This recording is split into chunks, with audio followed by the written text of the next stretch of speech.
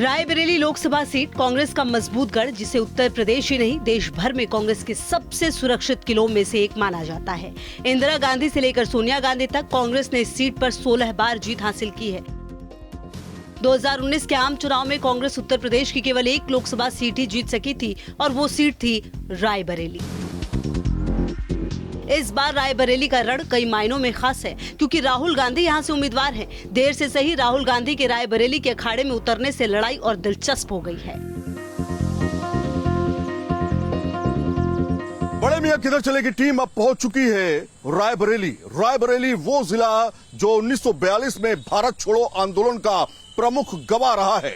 रायबरेली वो जिला जो कांग्रेस की एक प्रमुख सीट मानी जाती रही है। यहां से फिरोज गांधी, इंदिरा गांधी, सोनिया गांधी, तो अब राहुल गांधी चुनाव लड़ने के लिए आए हैं। लेकिन बड़े मियां किधर जा रहे हैं, इसलिए हम आ चुके हैं रायबरेली जानने के लिए कि आखिर मुसलमानों के मुद्दे क्या हैं, मुस्लिम समाज क्या सोच रहा है। तो चलिए शुरुआत करते हैं रायबरेली से।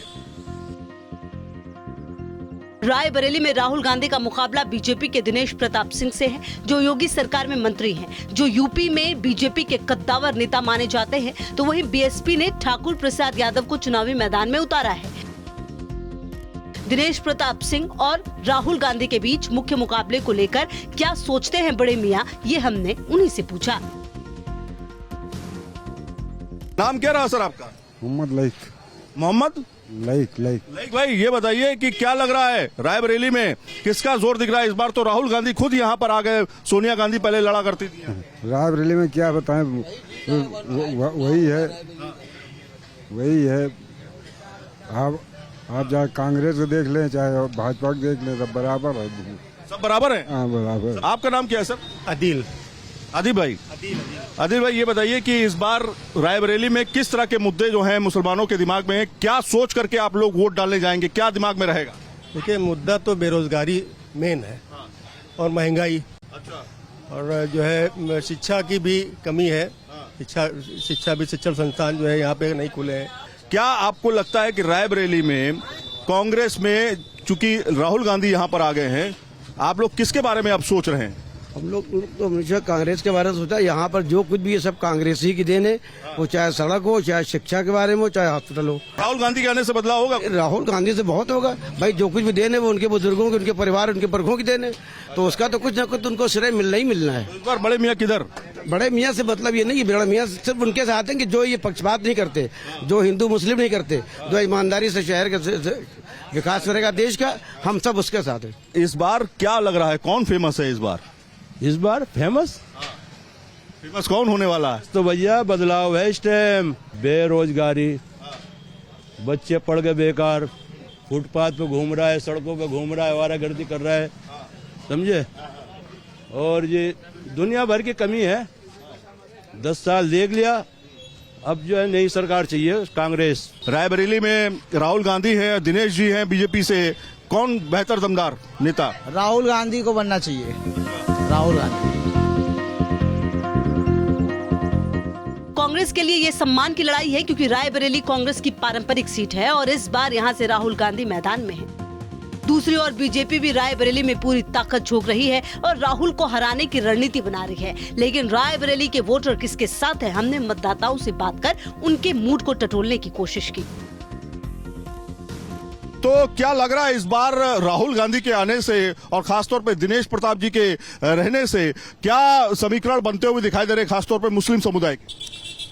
राहुल गांधी जी के आने से रायबरेली में हम मुसलमानों में उसमें काफी आक्रोश और गुस्सा है। उनको नहीं आना चाहिए था, क्योंकि रायबरेली उनका नहीं है। उनकी माता का तो है। नहीं, उनकी माता का कभी था। सभी लोगों का ये कहना है कि सोनिया गांधी जी का रायबरेली कभी था, वो सोनिया जी का नहीं था, वो इंदिरा जी का। 20 लोकसभा चुनाव हुए, 20 लोकसभा चुनाव में 17 बार कांग्रेस यहाँ से जीती है। हमारा जो रायबरेली जिला है वो सोनिया जी का कभी नहीं था, कभी भी नहीं था, वो था इंदिरा जी का। इंदिरा जी के बाद सोनिया जी आई, उन्होंने यहाँ से चुनाव लड़ा, चुनाव जीती, सांसद बनी, और जब वो सांसद बन के यहाँ से चली गई तो 5 साल उन्होंने रायबरेली को झांका नहीं। और जब यहाँ पूछा जाता था उनसे कि भाई आप रायबरेली क्यों नहीं आती हैं, आप यहाँ से सांसद हैं, आप न किसी अच्छी पूछती है न बुरी पूछती हैं, आप तो बिल्कुल से गायब हो गई जीत के। तो जवाब ये आता था कि सोनिया जी की तबीयत गड़बड़ है, उनकी हालत सीरियस है, इसलिए वो फला जगह एडमिट हैं, वो आ नहीं पा रही। अभी नॉमिनेशन थे, इसी नॉमिनेशन में पूरे रायबरेली जिले के पब्लिक ने, पूरे बच्चों ने ये देखा कि वही सोनिया जी, और इतनी बम्पर, इतनी भयंकर धूप में वही सोनिया जी 4 घंटे धूप में वो खड़ी रही राहुल जी के लिए, क्योंकि राहुल जी उनका बेटा है। यहाँ मुस्लिम का कुछ नहीं किया कांग्रेस ने, इंदिरा ने किया होगा जो कुछ किया होगा, उसके बाद कुछ नहीं हुआ। सोनिया गांधी जीतने के बाद भी लोग मिलने के लिए तरसते थे, कभी आती नहीं थी, मुड़ के कभी देखा नहीं यहाँ। तो लोगों को जरूरत होती है, कोई ना कोई काम होता है तो आदमी पहुंच जाएगा, बात करेगा। यहाँ का लोकल आदमी होगा तो वो तो कभी मुड़ के आई नहीं। अभी नामनी के लिए आई थी, उनके साथ कोई भी नहीं खड़ा हुआ। वो ये भी कहती है कि मुसलमान समुदाय तो हमारे साथ में है। अखिलेश यादव कहते हैं कि मुसलमान समुदाय हमारे साथ में बिल्कुल नहीं है, मुसलमानों को तो उन्होंने बर्बाद किया इस बात की तरह। हाँ बिल्कुल, सपा ने और कांग्रेस ने मुस्लिम को यूज किया है, भला कभी नहीं किया है। तो क्या उम्मीद है अब? बिल्कुल नहीं, यहाँ से बहुत बुरी तरीके से हार के जाएंगे वो, जिंदगी में इधर वापस नहीं। बड़े मियाँ साहब किधर जा रहे हैं? हम आपकी बात कर लेते। तो बीजेपी के साथ है। आप बताइए। मैं बीजेपी से साथ। ये बताइए कि क्या लग रहा है इस बार मुस्लिम समुदाय किधर जाता हुआ दिखाई दे? मैं आपको एक चीज क्लियर कट बता रहा हूँ कि पिछले कई सालों से मुस्लिम समुदाय भाजपा की तरफ बहुत तेजी से तरफ मुड़ रहा है। क्यों मुड़ रहा है? इसका कारण पिछले 10 वर्षों से जो योजनाएं चल रही हैं प्रधानमंत्री की या मुख्यमंत्री की, और जितना लाभ इस समुदाय को मिला है उतना लाभ किसी और को मिला ही नहीं है। क्या लाभ मिला? आवास योजना, अमृत योजना, घर घर सिलेंडर, घर घर पानी। रायबरेली सीट कांग्रेस का गढ़ है, यहाँ से लगातार सोनिया गांधी जीतती रही हैं।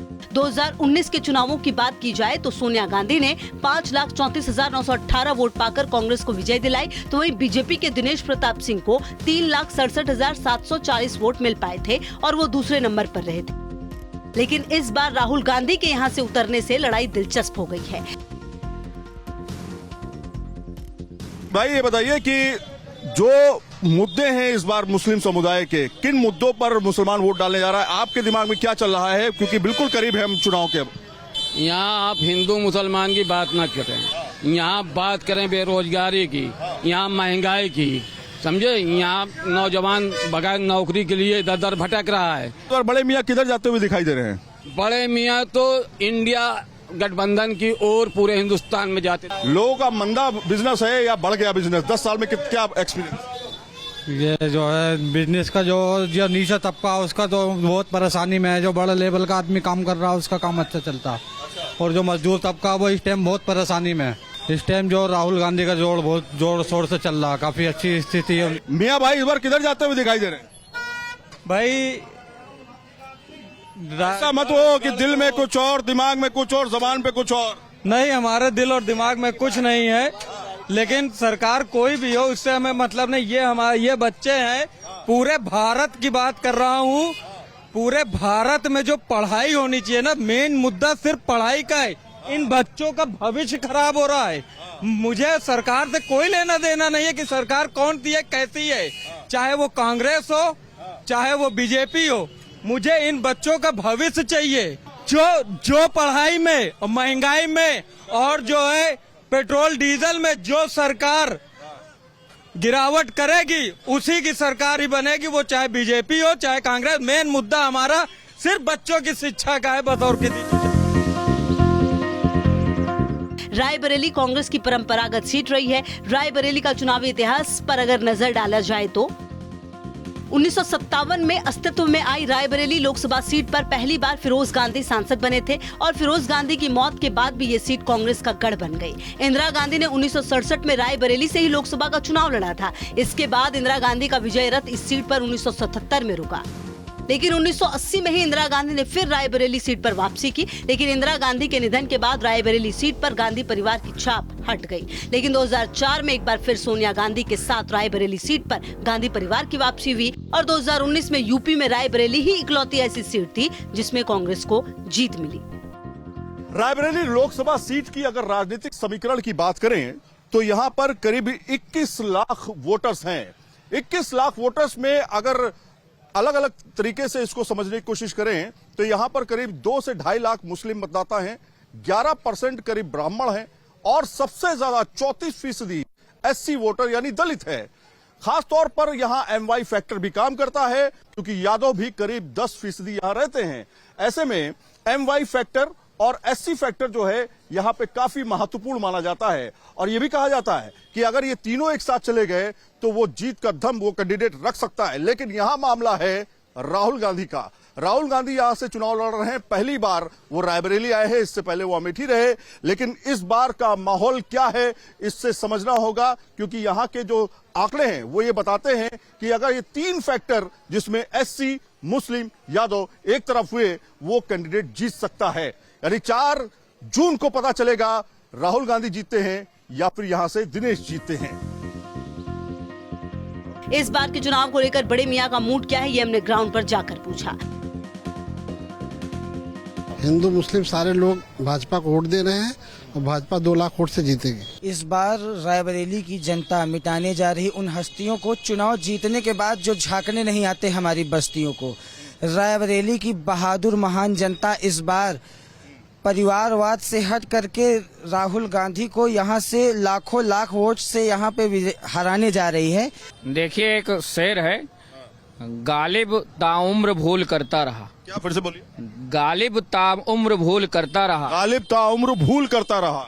धूल चेहरे पे थी आईना साफ करता रहा। ये जो बाल जो है मेरी दादी की तरह है, नाक मेरी मम्मी की तरह, इसको कहकर 20 साल भावनात्मक रूप से मुस्लिमों को छला, जैनों को छला, बौद्धों को छला।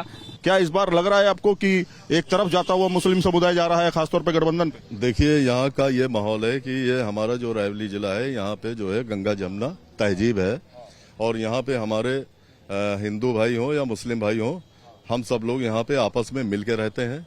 चाहे वो कोई भी त्योहार हो या कोई भी काम हो, शादी हो, ब्याह हो, ठीक है, हम सब लोग मिल के जो है आपस में काम करते हैं। ठीक है, यहाँ कोई भेदभाव नहीं है। मुस्लिम समाज का ये कहना है कि हम लोग मुसलमान हैं। पार्टी ने कभी ये नहीं कहा कि कौन हिंदू है कौन मुसलमान है, उसने भेदभाव नहीं किया। जो नारा भारतीय जनता पार्टी ने दिया है कि सबका साथ, सबका विकास, सबका विश्वास, ये हो रहा है, ये हरे हो रहा है, उससे कहीं ज्यादा हो रहा है। हो रहा, कहीं भेदभाव नहीं हो रहा। मकान से लेके फ्री, हाँ, राशन तक, गैस सिलेंडर, सरकारी आवास, सब कुछ मिल रहा। भारतीय जनता पार्टी की सरकार में ही अल्पसंख्यकों का कल्याण निहित है। आप देख लीजिए रायबरेली आज देश के जो पिछड़े 56 जिलों का फंड आता है उसमें रायबरेली का नाम है। 10 प्रदेश के जो पिछड़े जिले हैं उसमें रायबरेली का नाम है। कांग्रेस ने केवल अल्पसंख्यकों का शोषण करने का काम किया है। भारतीय जनता पार्टी की सरकार जो भी विपक्षी दल की पार्टियां हैं वो केवल मुसलमानों का, हमारे अल्पसंख्यक भाइयों का वोट लेने का काम कर रही है। रायबरेली लोकसभा सीट के जातीय समीकरण की बात करें तो यहाँ करीब 11% ब्राह्मण, करीब 9% राजपूत, 7% यादव मतदाता हैं। यहाँ दलित मतदाताओं की तादाद सबसे अधिक है। रायबरेली लोकसभा क्षेत्र में कुल 34% दलित मतदाता हैं। यहाँ मुस्लिम 6%, लोधी 6%, कुर्मी 4% के करीब हैं। रायबरेली में 5वें चरण में 20 मई को मतदान होना है और 4 जून को ही ये पता चल जाएगा कि जनता ने गांधी परिवार के नाम पर वोट दिया या फिर रायबरेली में भी मोदी की गारंटी का असर हुआ। शेर सुना रहे थे आप। गलती तेरी नहीं कि तूने मुझे धोखा दिया। ये अल्पसंख्यक समाज कह रहा है गांधी परिवार से, गलती तेरी नहीं, तूने मुझे धोखा दिया, गलती मेरी थी, मैंने तुझे मौका दिया। क्या बात है, वाह। तो इस शेर के साथ में न्यूज नेशन खास तौर पे जहां पर हम पहुंचे हैं वहां पर लोगों से मुखातिब हुआ है, वहां पर हम जानने की कोशिश कर रहे हैं कि इस बार बड़े मियां किधर जा रहे हैं।